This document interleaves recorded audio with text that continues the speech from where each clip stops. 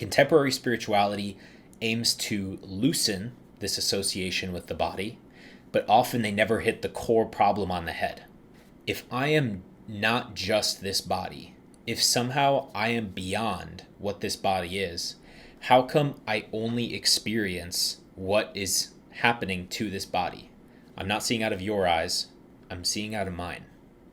So stay tuned, and I'm going to try and get you the most satisfying line of inquiry to reach the heart of this question. Step one is to recognize that you are not your body, but that you are in fact consciousness. If you were to remove your consciousness from a situation, let's say you're watching me right now and you were to remove your consciousness, you and everything you knew about the situation would be gone.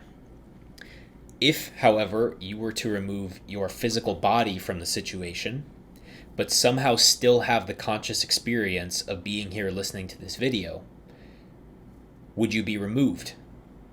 Or, by keeping consciousness here, do you actually stay here? So this is an easy way to see that you are actually the perceiving conscious element in experience and that you're not your body. So now the question becomes, what is the deal with this consciousness? The degree to which you can discover the free nature of this consciousness is the degree to which you can experience that with your body, which is a temporary means or a temporary set of patterns that are supporting and facilitating your perception currently. I saw someone talk about this problem as the biological lockdown problem. No matter what you do, you, consciousness, are locked into one single body and not another body, because I only see out of these eyes. In fact, every morning when I wake up, I look down, I see the same body. I look around, I see the same bedroom. Here is the solution.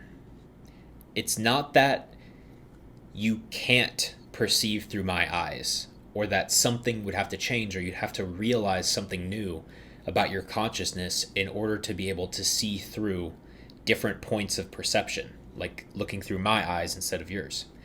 It's that you already are. You already are looking through my eyes. The problem is that looking through my eyes comes with the consistent experience of experiencing my memories, my general sense of sensations, my physical location, all of that stuff.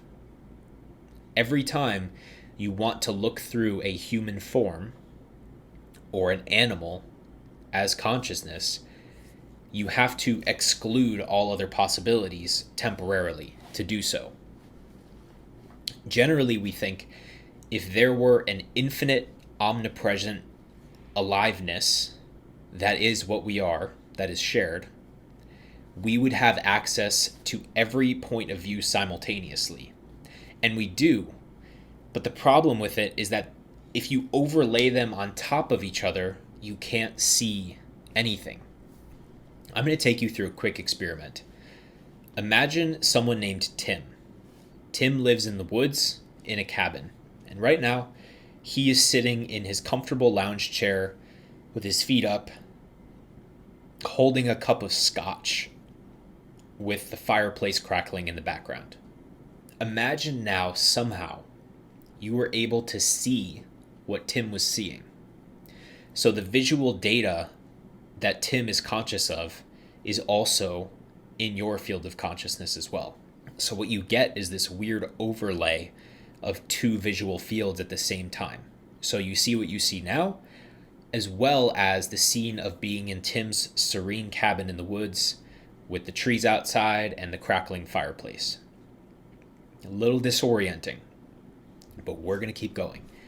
Now I want you to add a new sense. You're going to add Tim's auditory experiences. So now you can hear the crackling of fireplace, you can hear the chirping birds outside, in addition to whatever you're hearing now.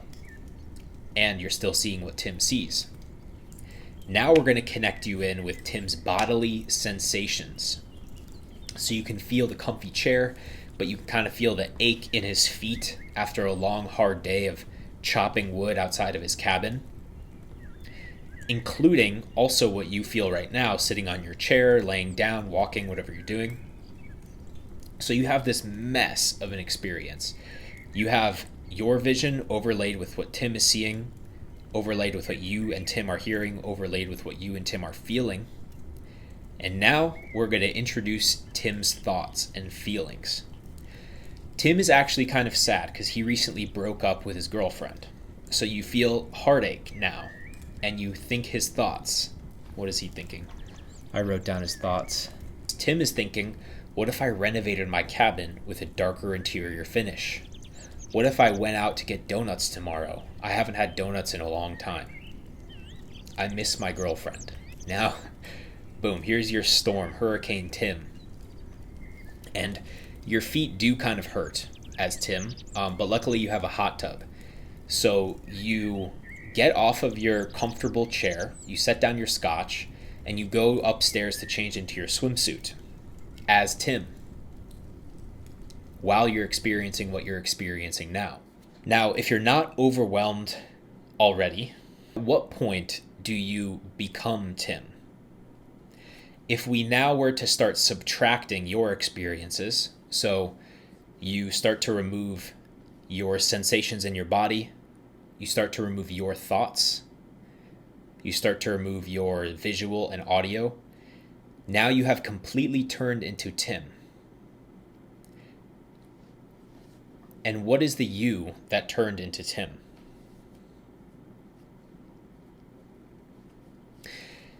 And you can do this with everybody and everything that has perceptual capacity. You have now experienced reality through the eyes of Tim, and now you're experiencing reality back through the eyes of you.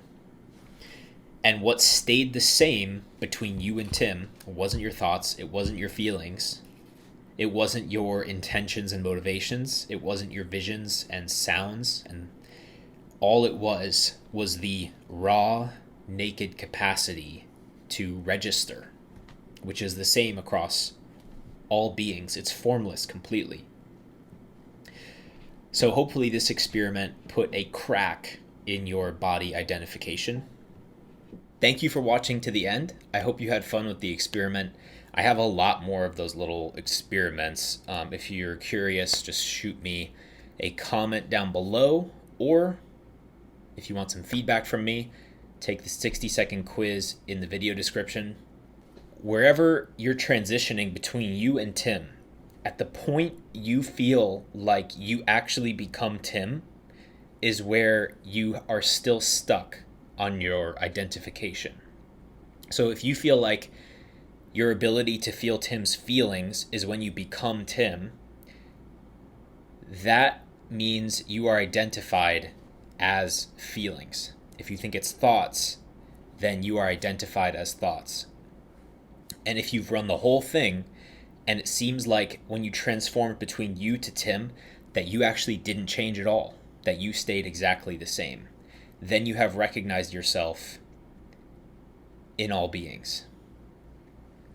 Thanks for watching, and I'll see you in the next one. Bye-bye.